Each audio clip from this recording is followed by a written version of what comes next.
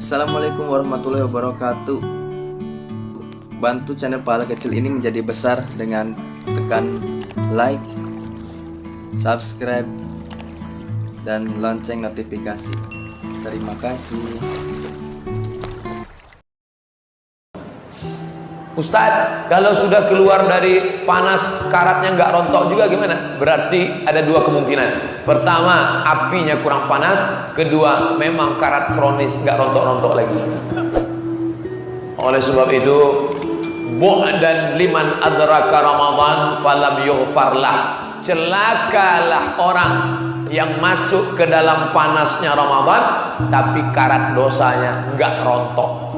Makanya kata Nabi, kam min shaimin laisa lahu min siyamihi rubba shaimin laisa lahu min siyamihi ilal ju'. Berapa banyak orang yang tidak dapat apa-apa dari puasanya, hanya haus dan lapar saja. Rubba qaimin laisa lahu min qiyamihi ila sahar. Berapa banyak orang yang qiyamul lail di waktu malam enggak dapat apa-apa kecuali hanya bergadang tidak tidur saja. Kenapa? Tidak lepas dosa-dosanya. Maka orang yang mengaku tidak berdosa itu adalah orang-orang yang sebenarnya bergelimang dengan dosa. La taqraba hadhihi syajarah. Jangan engkau dekati pohon ini. Kalau saya mau larang satu orang, la taqrab, jangan dekati. Kalau dua orang, la taqraba, kamu berdua jangan dekati pohon ini. Pohon apa? Pohon khuldi. Kalau kamu dekati, fatakuna minaz zalimin, kamu akan jadi orang zalim. Ternyata Adam khilaf, Hawa pun khilaf. Mereka mendekati, maka setelah itu mereka sadar. Ketika sadar, apa kata dia? Rabbana zalamna. Orang yang sadar itu ngaku. Coba lihat korelasi antara larangan Allah dengan ayat Adam dan Hawa. Fatakuna minaz zalimin, kamu akan jadi orang zalim. Kamu kalau melakukan ini zalim. Maka Adam langsung ngaku, Rabbana zalamna, kami sudah zalim anfusana, diri kami. Wa illam taghfir lana, kalau engkau tidak mengampuni kami. Wa tarhamna, kalau engkau tidak merahmati kami. Lanakunanna minal khasirin, pastilah kami termasuk orang-orang yang rugi. Maka Ramadan membersihkan anak-anak muda yang berdosa dari segala macam dosa. Yang tua, yang muda, yang kecil, yang besar, yang laki-laki, yang perempuan, yang rakyat jelata, yang penguasa, semuanya sama di hadapan Allah Subhanahu wa taala adalah orang-orang yang melakukan perbuatan dosa. Kullu semua, kullu bani Adam, semua anak cucu Adam khatta'un, semuanya pernah salah. Wa khairul khatta'in at-tawwabun, sebaik-baik yang bersalah adalah melakukan pertobatan, kembali ke jalan yang benar. Maka ketika dia sudah silap khilaf, sudah terlalu jauh dari jalan ini lurus. Wa anna hadza sirati mustaqima, jalan ini mustaqim lurus. Tapi ketika dia melewatinya lari terlalu jauh, kembali dia ke jalan Allah. Orang yang kembali itu disebut dengan taubat. Orang yang taubat itu disebut dengan taib. Taib, kembali ke jalan yang benar. Maka ada pesantren At-Taibin, orang-orang yang kembali ke jalan yang benar, yang sudah digariskan Allah Subhanahu wa ta'ala. Mencetak generasi yang terpilih dengan menyadari bahwa dirinya bergelimang dosa, lalu dibersihkannya dengan puasa Ramadan. Hanya saja, orang kalau sudah merasa bersih, ini yang paling bahaya, merasa bersih. Kenapa Ustadz pakai baju terang? Karena kalau saya pakai baju hitam, saya tidak sadar bahwa saya sedang bernoda. Orang yang pakai baju putih, dialah orang yang paling sadar bahwa dia sedang bernoda, bersalah. Orang pakai jaket hitam, kenapa seringkali jaket itu sampai bau busuk nggak diganti-ganti? Karena nggak kelihatan dakinya. Yang jaket hitam jangan tersinggung. Saya bukan sedang mau nyindir. Oke lah kalau hitam tersinggung, jaket biru, yang biru tersinggung juga. Jaket yang berwarna gelap. Tapi kalau kita pakai baju putih, begitu selesai langsung kelihatan, ini udah kelihatan ada Arab gundul nih, langsung ganti. Tapi kalau kita pakai hitam, sampai orang lain yang tahu. Orang yang pakai baju hitam, baju gelap, dia tidak tahu bahwa itu sudah kotor sampai orang lain yang mengingatkan dia. Itu pun orang lain itu tahu bukan dari warnanya, tapi dari baunya. Dia nggak sadar itu sudah bau.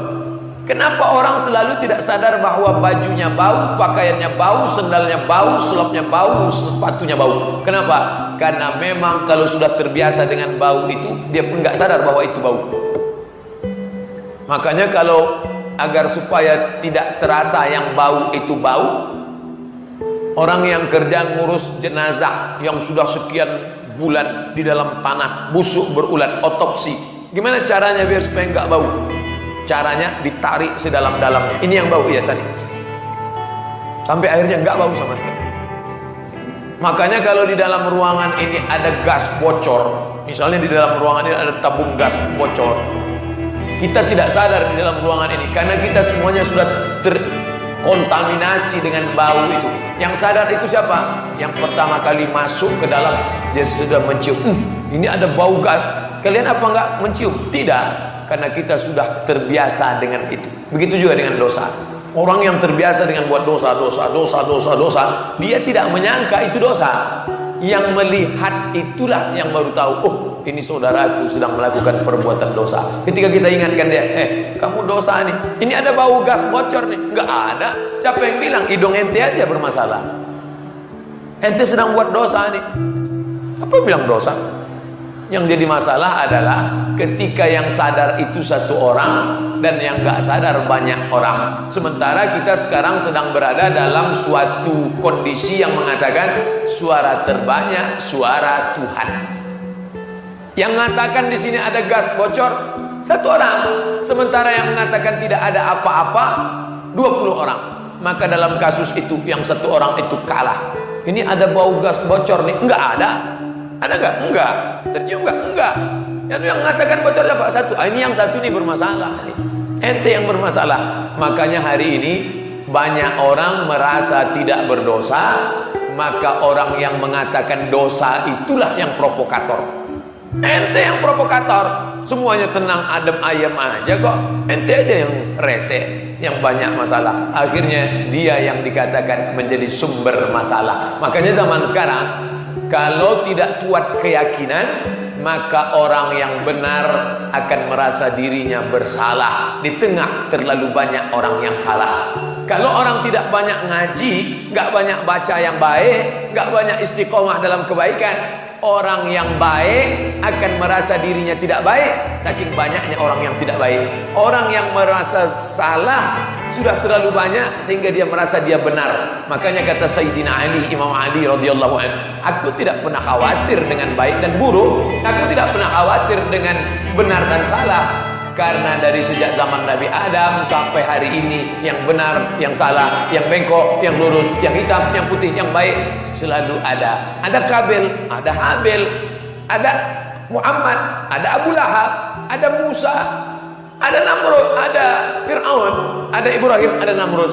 Bahwa perjalanan ada hitam, ada putih itu memang sudah pasangan. Yang aku khawatirkan, kata Sayyidina Ali, yang kukhawatirkan adalah ketika orang yang baik itu diam sehingga orang yang salah itu merasa dia benar. Nah, itu yang terjadi sekarang. Yang penting saya baik, masalah orang lain salah bukan urusan saya. Yang penting saya sholat, yang penting saya puasa sunat. Itu bukan anak saya, itu bukan kawan saya nggak kenal sama dia. Urus diri masing-masing. Saat itulah orang yang salah merasa dirinya benar, karena orang yang benar diam.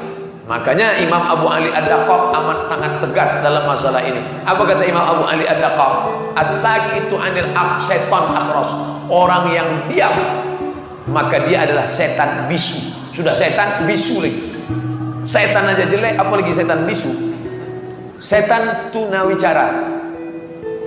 Maka orang Islam harus bersuara. Makanya dalam Al-Quran itu dikatakan umat ini dipuji, kuntum khaira ummah, kalian umat terbaik. Kalian umat terbaik karena ke Makkah setahun 2 kali? Bukan. Kalian umat terbaik karena sudah menyantuni anak yatim? Bagus.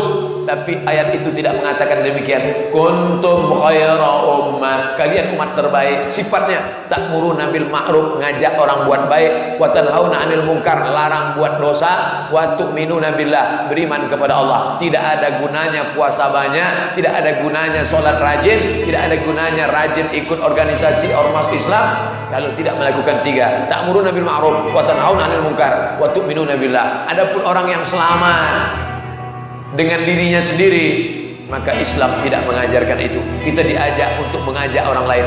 Ayyahdiyallahu bika rajulan wahidan. Satu orang dapat hidayah karena lidahmu, karena mulutmu, karena acaramu, karena organisasimu. Khairum min humurin na'am. Lebih baik daripada engkau memiliki seekor unta yang merah, kendaraan termahal terhebat pada zaman Nabi Muhammad sallallahu alaihi wasallam.